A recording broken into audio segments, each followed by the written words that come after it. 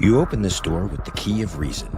Beyond it is another dimension, a dimension of truth, a dimension of freedom, a dimension of joy. You're moving into the land of both the ideal and the real, of the possible and the actual. You've just crossed over into the Capitalist Corner. Where reason meets reality, welcome to the Capitalist Corner. Welcome back to the Capitalist Corner. I am your host, Michael Liebowitz. I am here all by myself today. I've been out of commission for a couple days with the COVID. I'm still nowhere near 100%, but I figured that I had to get back at this. So here we are. I've got a lot to talk about, but you know, the usual disclaimer, we're in no way associated with the American Capitalist Party, although I am the vice chairman. Mark is the chairman, but Mark is not here today. Remember to like, share, and subscribe. Share this, please, from YouTube to your favorite social media events. So I've been feeling like utter hell the last few days. This COVID, definitely not the common cold. So let me just give you a few of my experiences. Let me vent just a little bit.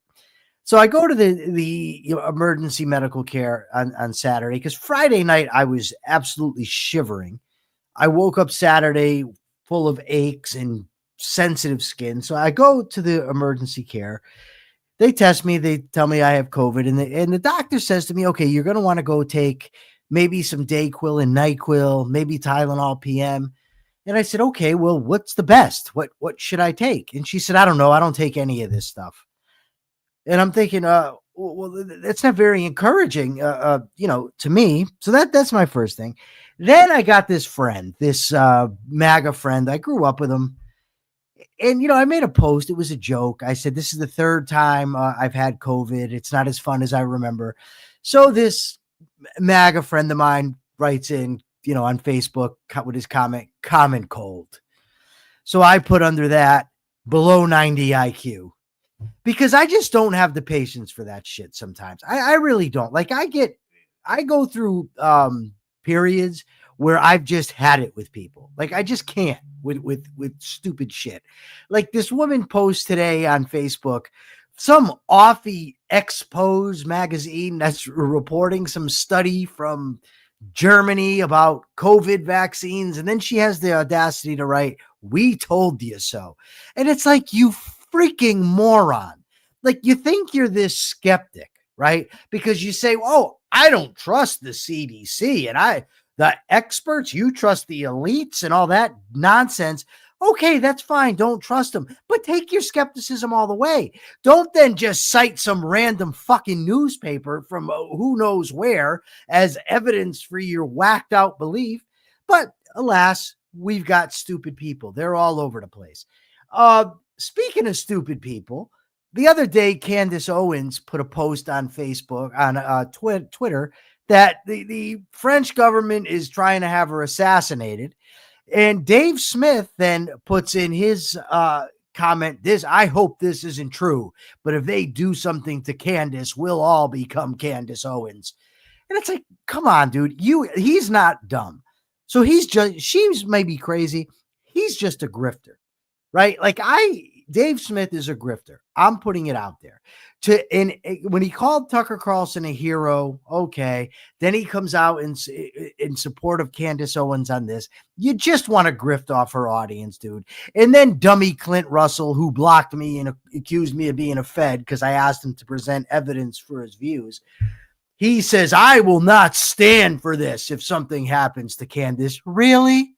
You're not going to stand for it? What are you going to do? Do a podcast and make some noise to your fucking delusional followers? You're not going to stand for it. Get the hell out of here.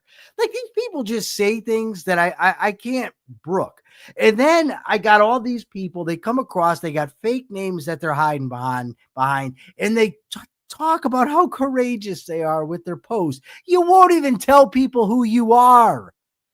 I got newsflash. If you're not even willing to stand behind your views and tell people who you are, you're probably not the guy to be touting courage. Okay, I'm just going to put that out there. So now that I've I've been able to vent a little bit. Let's see what we got going on in the world. Mark said he might pop in, but I'm looking at the wrong thing. Hold on, let me find what I'm looking for here. I'm all over the place because I started to send the articles to Mark this morning, but then I got the standard text. I'm working today and I can't make it. Maybe I'll show up. Maybe I won't. No, I can't. I love Mark. But this COVID thing is kicking my ass. Let me just tell you. All right, let's see. So the first story is there's this guy, Bryce M. Lipscomb. He is on X, and I've seen this type of post before. He's got 60,000 followers or so. Big libertarian, blah, blah, blah, yeah, whatever. But he says, hatred of Jews is up worldwide. I wonder why. My response, because people are stupid a lot of the times. That's why. Like, he thinks this is a gotcha. Like, he thinks this is some kind of an insight that he has that, oh, well, people are hating Jews. I wonder why. Well, it must be the Jews' fault, you fucking imbecile. Like, I just can't. This guy last time told me I sound gay or some stupid thing. I don't know, but they're just dumb. Chuck on Money feels like he is, a little offended because I mentioned the thing about pseudonyms. So he says founding fathers never used pseudonyms. People knew who they were, generally speaking. Also, a lot of those guys signed the Declaration of Independence and risked hanging as a result. So, I mean, let's come on. Chuck on Money, you may be a nice guy. James Madison, Thomas Jefferson, sir, you are not. Let's just keep it 100 for 2 seconds. Also, it's one thing if you have a fake name. If you hide behind a fake name to insult people, kind of different.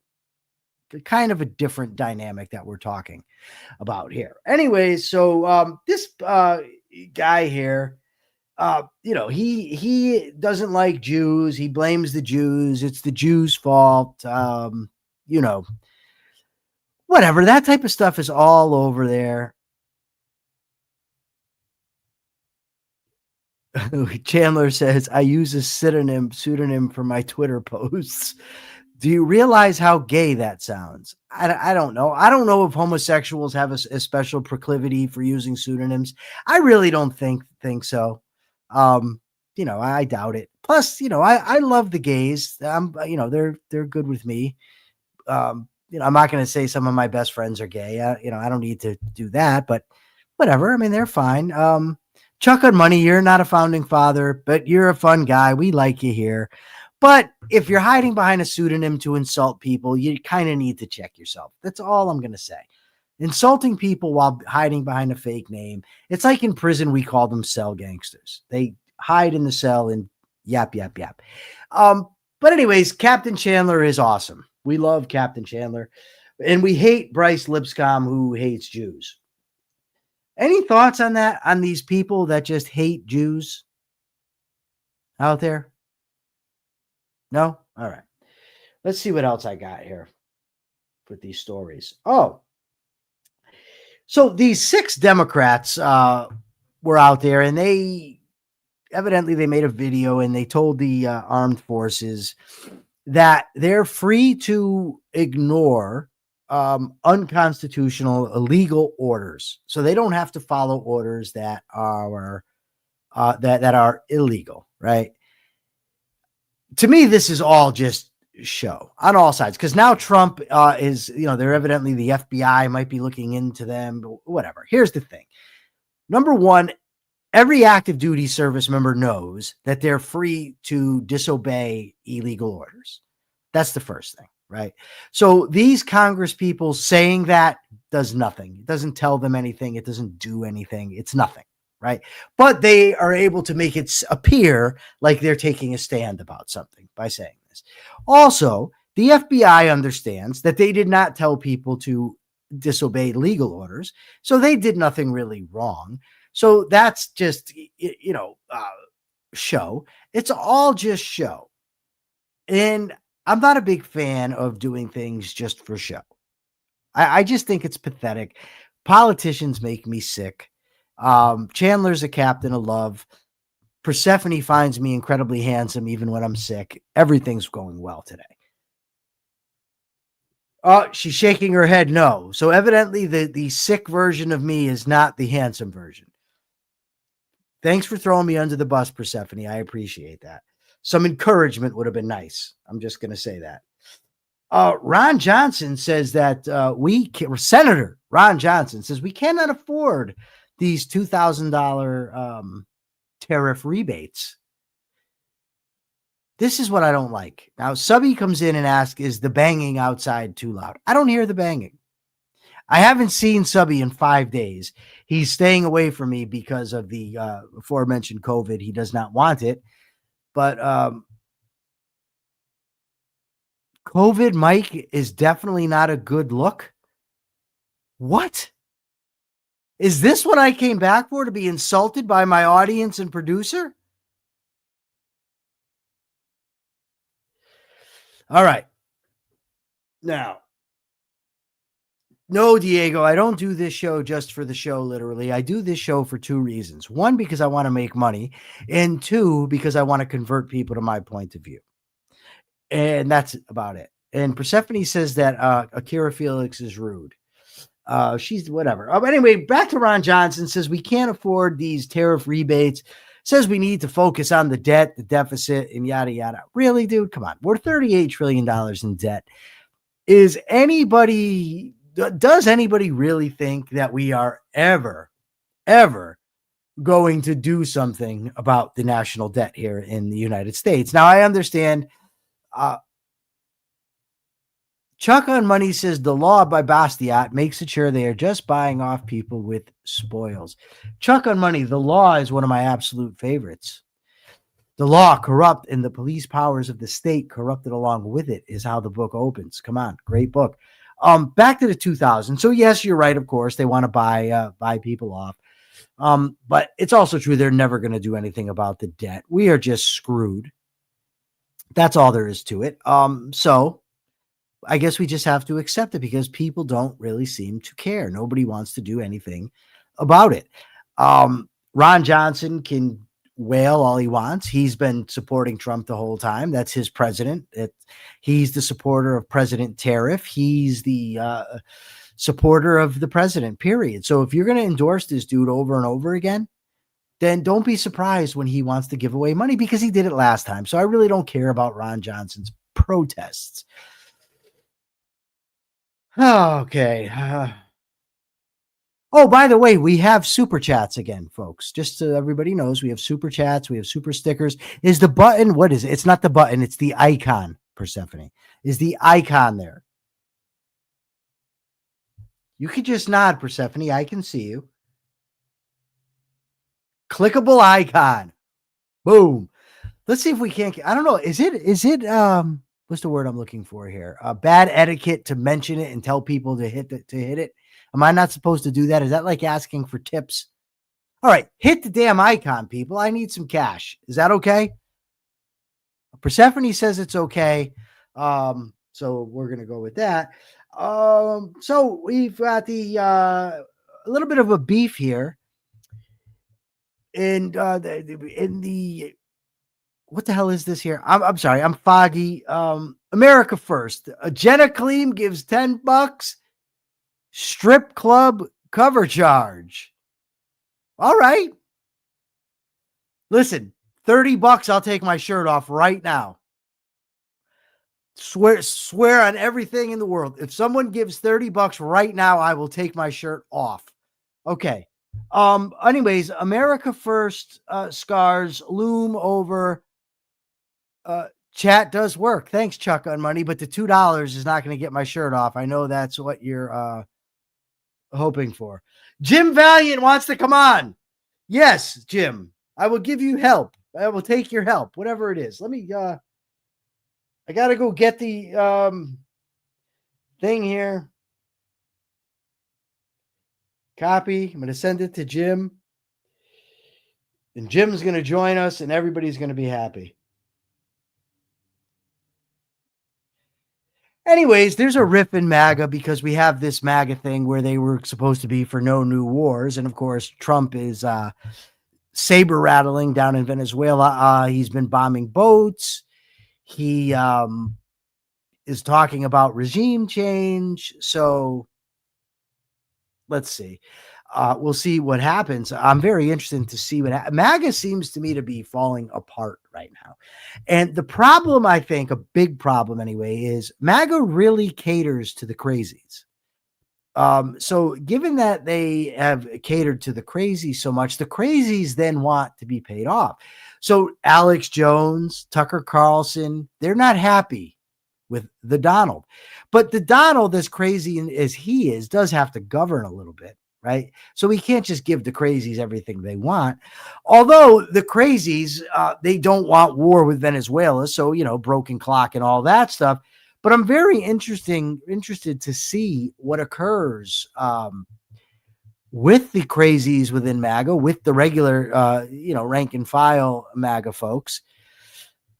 Here comes Jim Valliant. He's not connected yet. We're going to get him on when he is. All right, Jim. There he goes. Yeah. Shut that up. Oh, golly. Yeah. Ali? You needed golly. Yes. I mean, people who still use words like golly. Yes. $30 and no one paid. And no one paid. No one's ponied up the $30 to see you shirtless. That's sad. Wow. That's surprising, isn't it? But you seem to need some calm, healthy assistance here this morning. I'm in no mood, Jim. But anyway, so MAGA may be falling apart over the Donald going back on his, no new wars promise. He's eager to engage with the Venezuelans. And I'll just let you pontificate for a few so I can blow my nose and do whatever else I have to do. You go ahead. What do you think? Well, I just find it weird how we assess the America first. What is in America's interest? It is in America's interest to go after every, tin pot dictator in the world that really doesn't pose a threat of killing Americans. That doesn't make sense to me. Americans are killing themselves with drugs. I'm getting yelled at about your volume. Hold on. Oh, okay. I'll speak up. No, it's not that. It's sometimes it just resets for some reason sometimes. All right, go ahead, Jim. You should be good now. My output is okay. Well, it just seems it's like the bombing. You're putting out. Putting out, yes. My output on the volume is the same. Right. If we get Jim to put out, that's at least $100 in the super chat. At least $100. I come a little higher price than $100. But if you give an appropriate super chat, who knows what I'll do? I get creative, and in any case, it's like bombing or doing military action in Mexico. Mexico has been been controlled by drug cartels all my life in one form or another. Why? Because of American demand for drugs. We create this demand. It's because American consumers are buying these drugs. This isn't a war. This isn't like Mexico or Venezuela are going to invade the United States, bomb Florida or bomb Texas or something. I don't expect it to happen anytime soon. On the other hand, let's contrast it with the Islamic Republic of Iran, which over the last 40 years has killed hundreds and hundreds of Americans. Now you can say maybe those Americans ought not have been there to have been killed in the region by Iran or their proxies, but they have done active war against the United States and against America's allies. They've been trying to get a nuclear bomb, and so we can't have regime change in Iran. No, Trump won't touch that with a 10-foot pole. But when it comes to Venezuela and Mexico, we're going to be taking military action. We're going to do regime change in Venezuela. Now, how is that America first? From any standpoint of America's real national interests, Venezuela and Mexico, by the way, do not pose a national security threat in the military sense to the United States. They wouldn't even be a narcotics threat to Americans if Americans weren't voluntarily purchasing narcotics. It is not a similar context to war in any way, shape, or form. And it seems to me that if you're going to cross Iran, which is an aggressive dictatorship. They've been aggressive throughout the region. Now, that's the line I draw, by the way. A dictatorship that is not a military threat to the United States, the American government has no business asking them to sacrifice their lives when there isn't really a threat, a life and death threat. When a dictatorship, however, becomes an aggressive dictator, when it attempts to influence and take over neighboring countries, Iran comes to mind, or Russia comes to mind. That is when they become a national security threat to the United States, and the United States then their responsibility to protect America and America's interests kick in. But only when a dictator. Now, dictatorship is, as Ayn Rand pointed out many years ago, the cause of war in the modern world. I mean, a dictatorship is a state of war of a government against its own people. And at a certain point, they run out of victims, to put it short. And when they run out of victims, they become aggressive and start invading their neighbors. That is the natural course of dictatorship. So, Jim, yeah. I want to tell you what happened to me this morning. Kathy Cassio, thank you so much for asking. I feel like utter hell, but I feel much better than I did. My poor girlfriend, however, who lasted like 4 days without getting sick, now she's out of commission. Oh, Diana got it. I'm so sorry. Yeah. Sweet Diana. Yeah, well, the problem is she couldn't go anywhere because she had been exposed to me. So she couldn't go anywhere else. She had to just stay sequestered with me. Well, but anyways, she'll be fine. That can have a real upside. I mean, I know you're both miserable. Probably not. It's COVID, Ian. It's COVIDian. Yes, it's COVID. It's COVIDian. Yeah. So I guess now, you were shot in. You got the vaccine, right? I got yeah, I did. Yeah, in prison. But how many times have you gotten COVID since you've gotten the vaccine? Thank you, Kathy, for $4.99. Appreciate it. I don't know is the best way to put it, because this is the only time that I've been tested. So I don't know. Melissa had COVID before we got the cancer diagnosis. She got a COVID diagnosis. I had been sick at the same time. I assume it was COVID. You know what I mean? But in the immediate aftermath of getting the vaccine, meaning in the first year or two, I didn't get it. Oh, see, might have provided you some protection there. Yeah. I'm generally not a vaccine kind of guy. I'm not anti-vax by any stretch of the imagination. I'm just young enough that I figure, I'm healthy. I don't really care. Yeah. But even if like the flu vaccine gives me somewhat 40-some%. What is this? I'm measuring a percentage. I'm doing. This is the symbol for the flu vaccine? No. The percentage, the protection that a vaccine gives you. So even the normal influenza vaccine that they put out every year only gives you some like 40-some% protection. I'll take that 40-some% protection. So call me pro-vaccine and call me pro-science, but they should have been honest with us, of course. They shouldn't have suppressed. Well, you're very old, Jim. I'm not that old, but COVID is in my brain. But I wanted to tell you, I was trying to get to something. Yes. So this guy, I posted something about, and we're going to get to Dave Smith soon, but I posted something about Dave Smith supported the president putting troops on the American border, stationing military on the American border with Mexico. So this guy comes in and said, this is what this has come to. People oppose us being protected. So I told him, you know who else opposed this? The founding fathers. He then wants to bring up, and this goes to your point about what is in America's interest. He brings up, because he conflates two things. He says the founding fathers supported using the military to protect settlers against, roving Indian bands. Yeah, they were being attacked.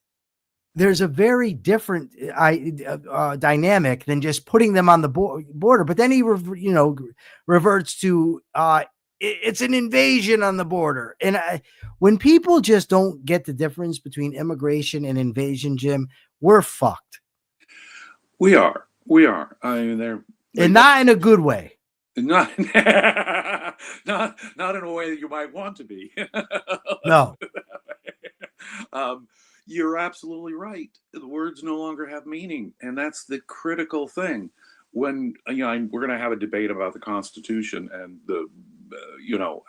and what it really comes down to is the meaning of words and the precision of the meaning of words. And if the words don't have any precise meaning, if our concepts aren't exact, I hate to sound again like a, objectivist, reciting Introduction to Objectivist Epistemology, but it is at the level of concepts. It's the meaning of our words. It's the clarity and consistency of our words, a failure to equivocate, for example. This is a classic example of equivocation. What the founding fathers meant by invasion in the Constitution is clearly not, a bunch of people coming over the border in secret or even against the law. Okay, they meant war. They meant firing guns, trying to take territory, that kind of thing. So once our words lose any precision or meaning, then you may as well toss the Constitution in the garbage. See, this Jim, Ian Gilmore. So he says it's not that they don't get the difference; they are deliberately lying about the difference. See, I don't like that. Not that I don't like. I love Ian. I'm saying Ian, I don't like to assume that people that disagree with me are lying. To me, it's too easy. And what I mean by that is this. On one hand, we argue that concept formation, cognition is an effortful endeavor. Right. Right. But then on the other hand, when people differ with us, we say they're lying, they're evading. And it just seems to me, if it's effortful, if it requires effort and we are fallible, then people can just be wrong. Right. Now, they might be lazy and not want to do the full investigation, that sort of thing. Okay. But it doesn't mean that they're being dishonest. It doesn't mean that they're lying. And it doesn't mean people don't lie. I think plenty of them do. I especially think the influencers within MAGA sphere are dishonest. I think there are different kinds and levels of honesty.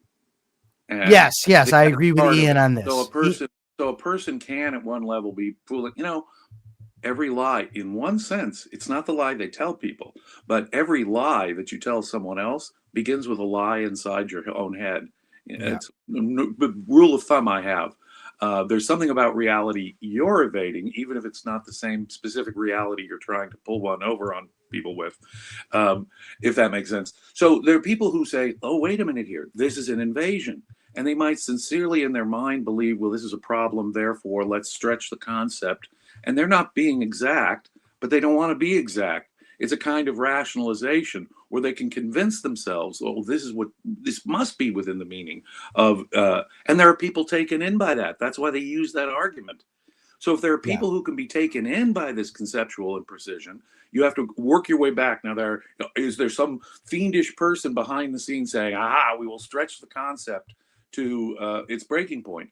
Sometimes there is, sometimes, and they're just fooling everyone else. Sometimes it's just an act of self-deception on the part of the person even trying to pull it over. So I think you have a really important point there.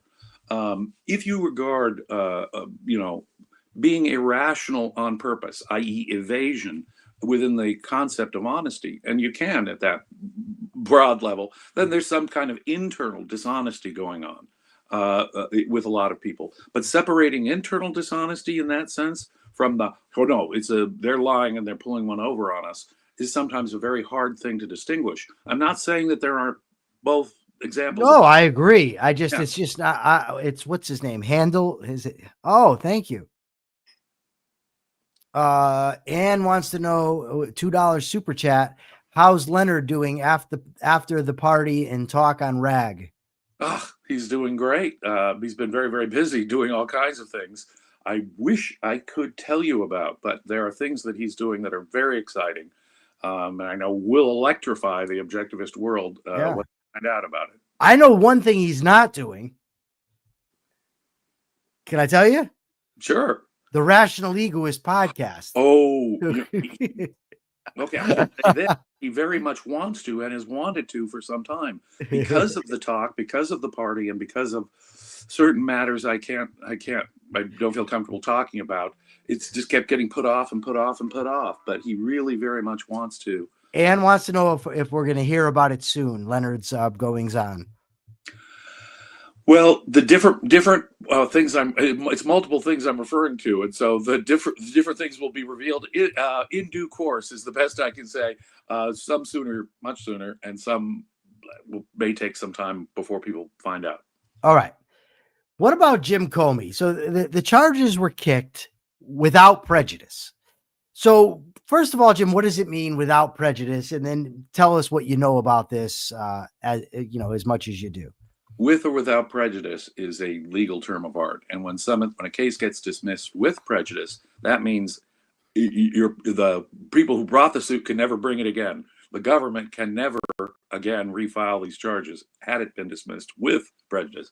Being dismissed without prejudice is saying, well, no, you can correct the error. So if you go back to the drawing board and fix the problem, you can refile. The double jeopardy provision in the Constitution, the Bill of Rights, it only really kicks in the full sense when a jury's been impaneled. That is to say, if there's some legal issue that causes a case to be dismissed or something beforehand, there can be an appellate process or a dismissal and a refile without it being a violation of double jeopardy. Now, that's the technical legal side of it. Now, Jim Comey, come on. They're just trying to find a charge to go after Jim Comey on. Okay, conceded. Either Comey or that other guy lied to Congress about the Hillary Clinton matter way back then. Okay, but it was a lie to Congress. I don't think Comey handled the Hillary Clinton matter honestly. I think that, is he a corrupt, high-level bureaucrat? Absolutely. But is the Trump administration just finding something to go after him on? Quite obviously, that's the case. But in addition to that, there were all kinds of rookie mistakes in the way this was filed. They didn't even file the same charges as the jury indicted on. For God's sakes, man, these people were just talking about prosecution 101 rookie errors. Now, I would have thought that would have been enough to, again, have achieved the same result. Dismissal without prejudice. Try it. Go back to the drawing board. Try it again if you want to. But in this case, it was about the prosecutor herself not being appropriately appointed. Now, I think that might have applied to Jack Smith, the special prosecutor against Trump. There were people who were arguing he wasn't properly appointed. Clarence Thomas, exactly. Amongst them. And so you've got arguments over this. And of course, maybe Trump should, given also the rookie mistakes that weren't involved in this, Trump may want to rethink the prosecutor herself altogether. That's my What do you thought. think's going to happen? Are they going to bring the charges back up?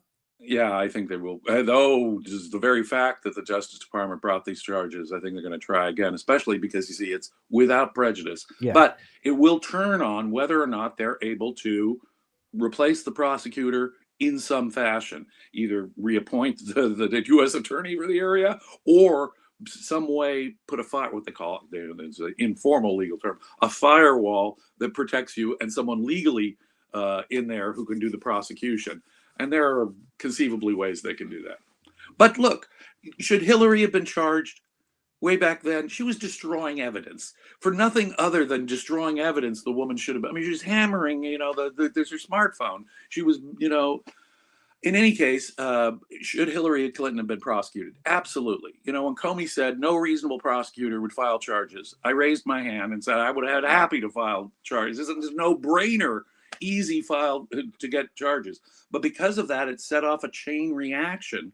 And we're living, unfortunately, in a world now where they use the justice system against Trump. Now Trump is using the justice system against them.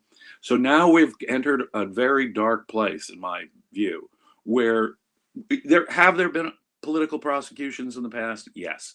Have we reached a point now where it's overtly using the levers of government for purely political reasons? Yes. Did Nixon and Obama use the IRS to target their political enemies? Yes, they did.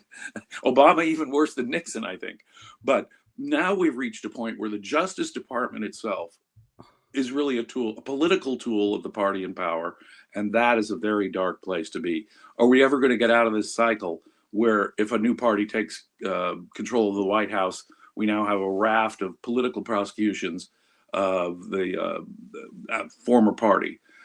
That is very unfortunate. It shouldn't be prosecuting people. You prosecute crimes, okay? When a crime cries out, as a prosecutor, when I would review a criminal investigation, I would say, is a crime speaking to me here? Does a crime suggest itself here? Not this is a bad guy, this is a good guy, and that's going to color my view.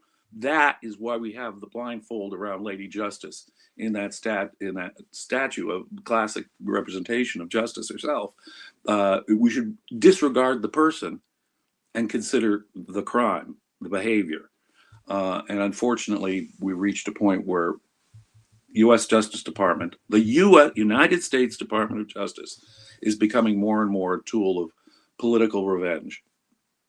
Jim, I want to go over this Twitter stuff between Dave Smith and Dan Crenshaw. Dan Crenshaw is the congressman. I believe he's maybe Texas. I think. Yes, he's got the eye patch. He lost his eye in war.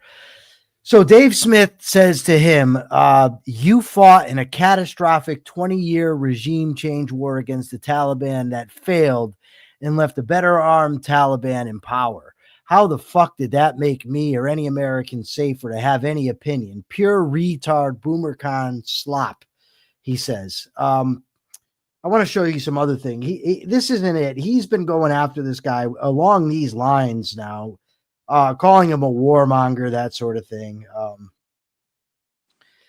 But there was something especially that I commented on. Okay, yeah. So somebody actually said to him, dude, this isn't the way to go, insulting a guy who, he didn't get to choose what war he fought in. He enlisted to defend the country, blah, blah, blah. So then Dave Smith says, ugly, he's an elected official defending the terror wars as having protected our freedom and preventing another 9/11. What could be uglier than that, besides you describing every Palestinian as a terrorist? You guys can fuck off with your moral outrage. We all see you. So now I responded to Dave and I told him, dude, you endorsed a president who is bombing boats of alleged drug dealers. You support putting the military on the border. You laughed with Andrew Wilson about humans being rounded up and arrested for the crime of crossing a border. Why not stop your moral outrage? But I really, first of all, good reply though, Michael. Yeah, but the thing is this, right? First of all, we cannot know how many terrorist attacks were stopped as a result of these wars. It's an unknowable. Yes. Right? You cannot know it. It is true. You take the war to them. You don't know how that reconfigured what their plans were. And it forever will be an unknown. We cannot know that. Now, do I agree with Dave Smith when it comes to a 20-year war that killed how many American and British soldiers for no end whatever? But can I tell you the problem with that, Jim? Not with you, with him. Right. Yeah. Is that if America did what was necessary to win that war, Dave would be the first one bitching about civilians and, they're warmongers and all that. Well, yeah. The bottom line is, look, Osama bin Laden orchestrated the attack from Afghanistan, and the Taliban government would not turn him over. Right. That's the bottom line, right? So however they fought the war, I agree it shouldn't have been fought that way. And if they were going to half-ass it, don't bother.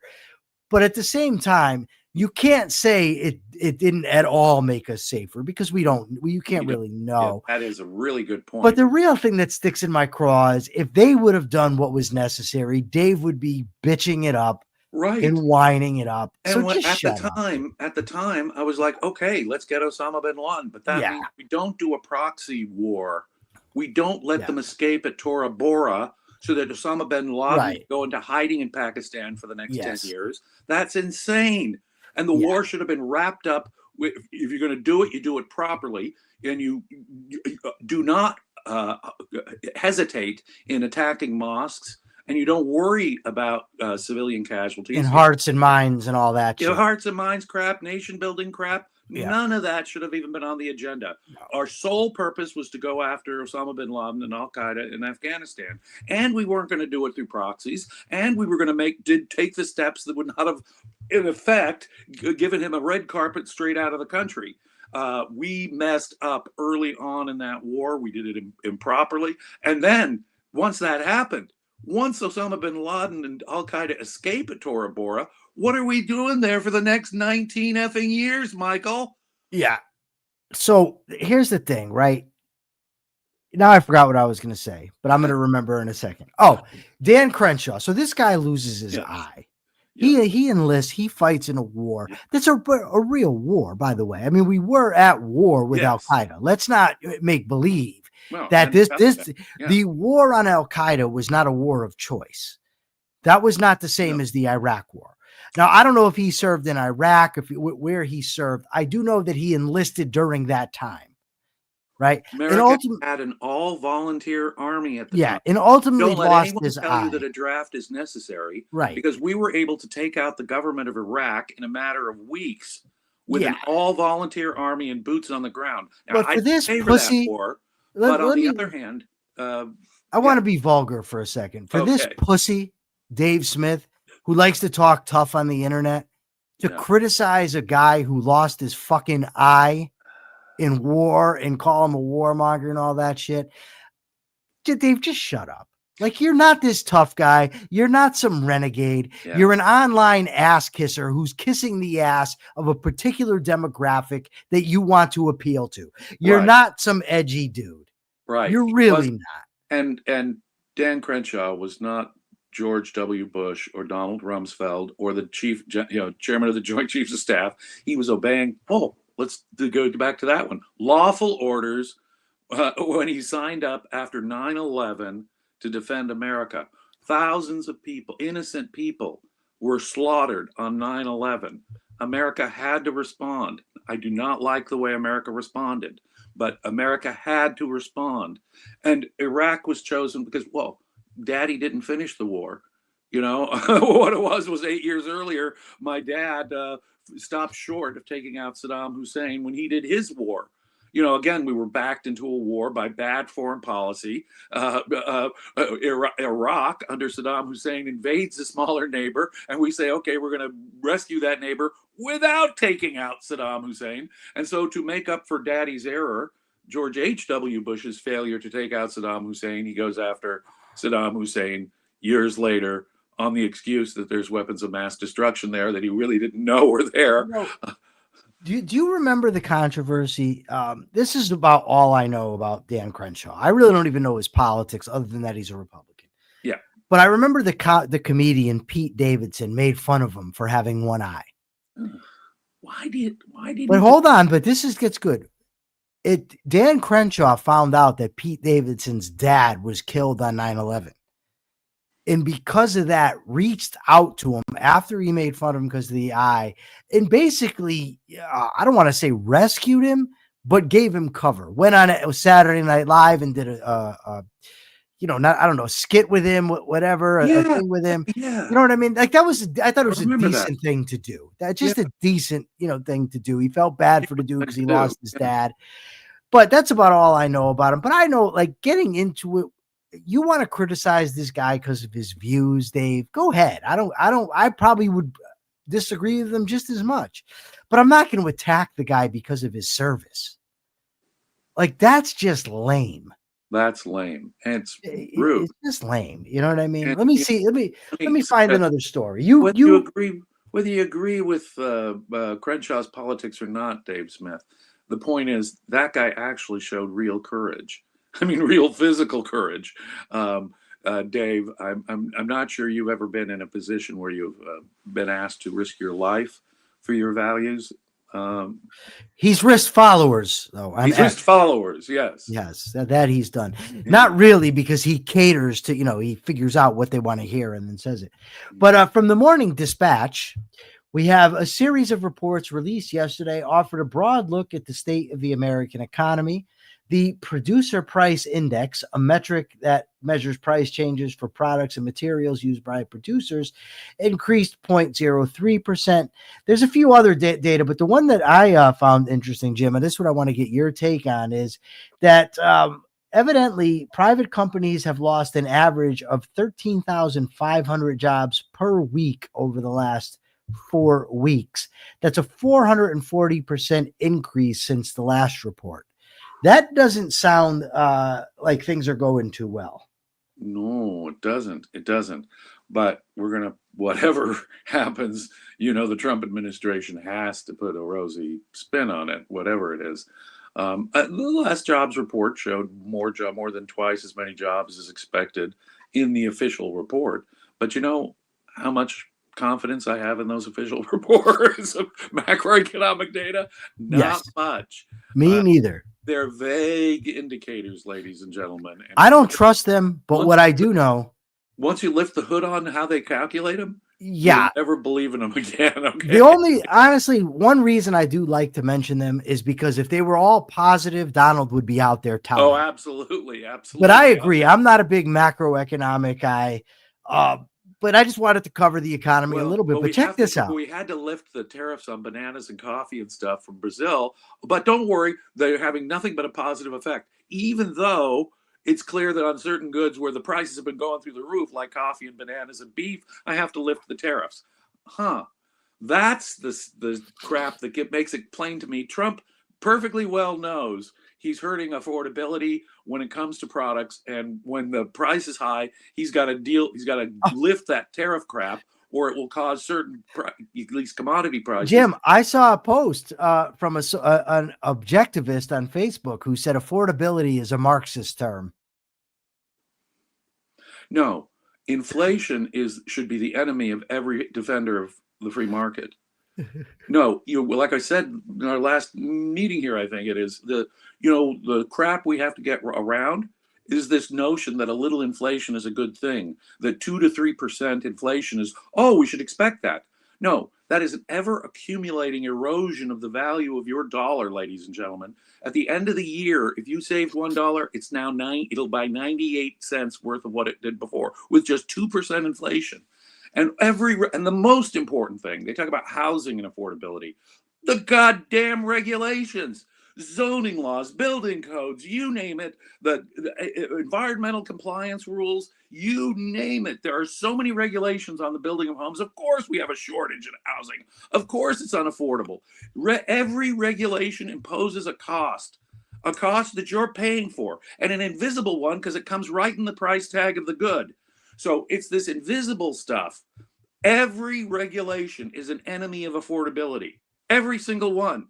And instead of saying, look, if we want housing to be more affordable, what we need to get rid of is zoning laws, building codes, environmental compliance rules, crap like that. The California Coastal Commission, the Carolinas Coastal Commission, you got to get rid of that crap. If you ever hope to have affordable housing in the areas, particularly where they're unaffordable, like New York City or San Francisco, where it's just completely unaffordable, because why? We've created an artificial dearth of housing through regulation.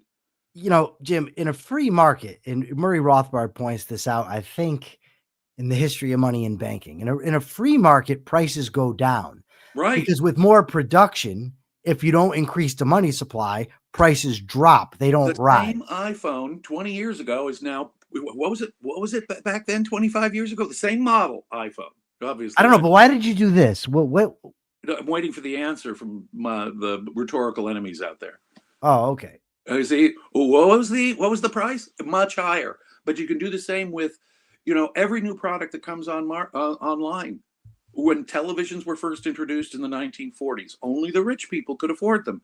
Within a few short years, the ordinary person could afford them. By the 1960s, everyone had a color television set in their house.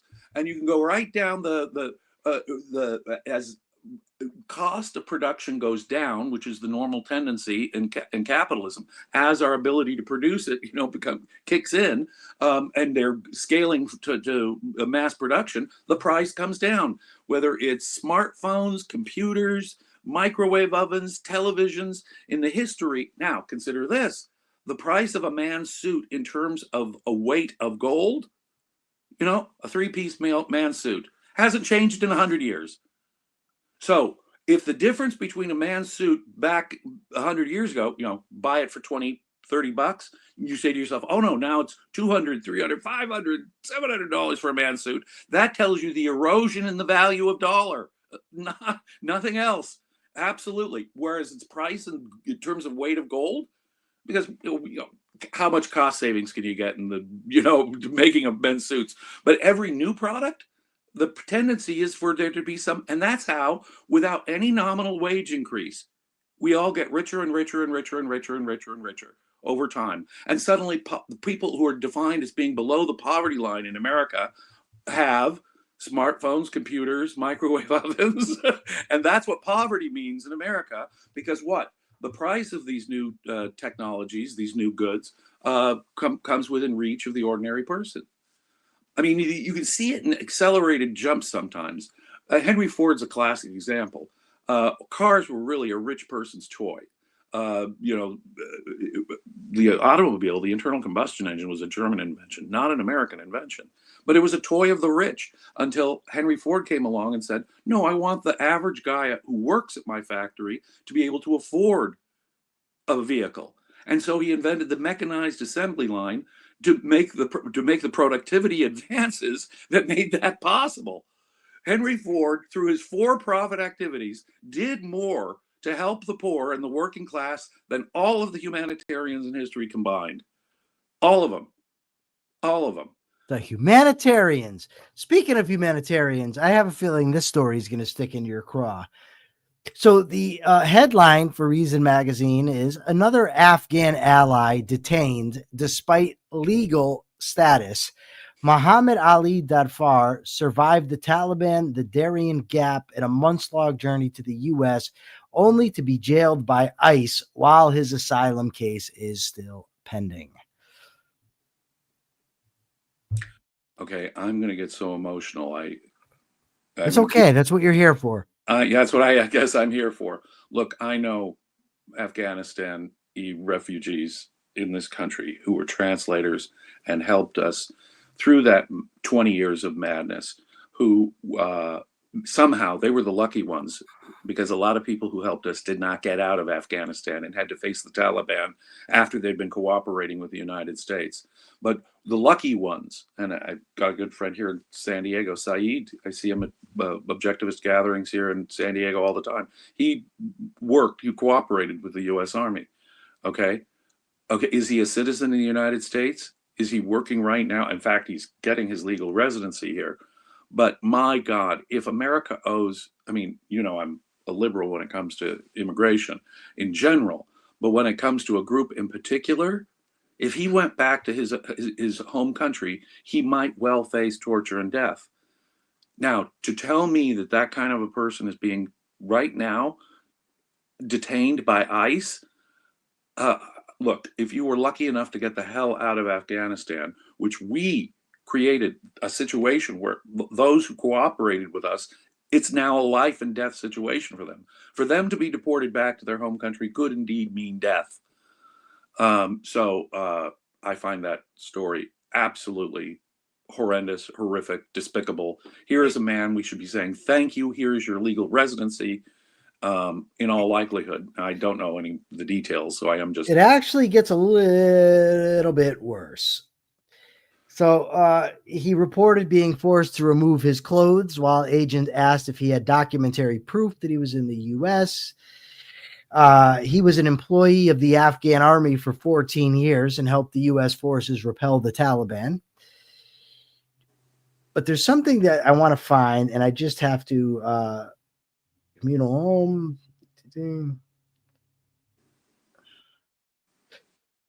Jim, talk a little bit. Tell him a story or something. I just find that really horrific.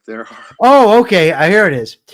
Upon examining the new legal document purportedly describing his current situation, Dadfar found that it stated he would be safe if returned to his home country. However, he says that he was never asked if he would be safe upon returning to his home country. And given that he fought the Taliban, I'm going to say probably not. It's on the face of it. He's got to, I mean, how stupid do you have to be? This is, now, we have to take into account the built-in stupidity of government bureaucracy. Yes. When it's quite obvious the man faces a physical danger if he's deported back to Afghanistan, or anyone with an IQ in double digits, okay? Only a government bureaucrat could ignore such an obvious fact with obvious implications. And for him not even to be asked, I mean, you imagine, okay, it's not even on their radar to ask an Afghanistan immigrant. Okay, so did you have a beef with the Taliban? It doesn't even, America was there for 20 years trying to fight the Taliban. So might it not occur to someone, That is just, it's classic government bureaucratic stupidity that they didn't even realize that in the first instance. But when you have them in custody right now and you know all this and they're able to write a story about it, that changes the bureaucratic stupidity into affirmative malice. If that guy isn't released with compensation and an apology, it isn't at this point. It is affirmative malice on the part of ICE. Maybe Dave Smith can criticize him too. Right. Right. And do go on an anti-immigration rant. Yeah. Okay. Right. Jim, two things. One, you got to give the capitalist thought of the day. And two, you got to tell people where they can find you. Okay. Well, the first one's easier. The capitalist thought of the day. What should the capitalist think? The only thing that prevents most products from becoming ever cheaper and cheaper is the government manipulation of the money supply and the government imposing artificial costs through regulations. That is the essence of the affordability problem, which is a real life problem. We have inflation. Every year, the dollar buys less and less, even if it's only 2 to 3%, if it's within their target range. If we're fortunate enough to be within their target range, it is forever eroding the value of your dollar, forever stealing the value of your savings. The solution to the affordability crisis is the free market. That is to say, the separation of government and our monetary system altogether. The government manipulation of the money supply, numero uno. Number two, artificial costs that are put on products because of regulations that should not be there, or at least should be the subject of negotiation in the free market. But the affordability issue is a real issue. Whoever it was out there saying it was a Marxist issue, affordability is a real issue because every year, because of government policy, our dollar buys less and less. But that is not capitalism, ladies and gentlemen. Capitalism is a system where there are more products and most of those become ever cheaper over time. Awesome. Now, where do they, real quick, Kathy, no, he has not been deported. Jim, where do they find you?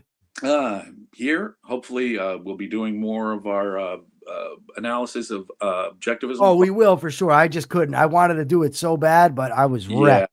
I'm thinking maybe Friday we can do it. Friday. Okay. I'm on the Rational Egoist, and apparently we'll be recording on Friday. And I'm over at the Ayn Rand Center UK.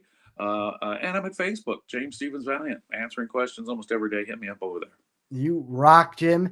And the question today is, what topic would you like to hear us discuss on Friday?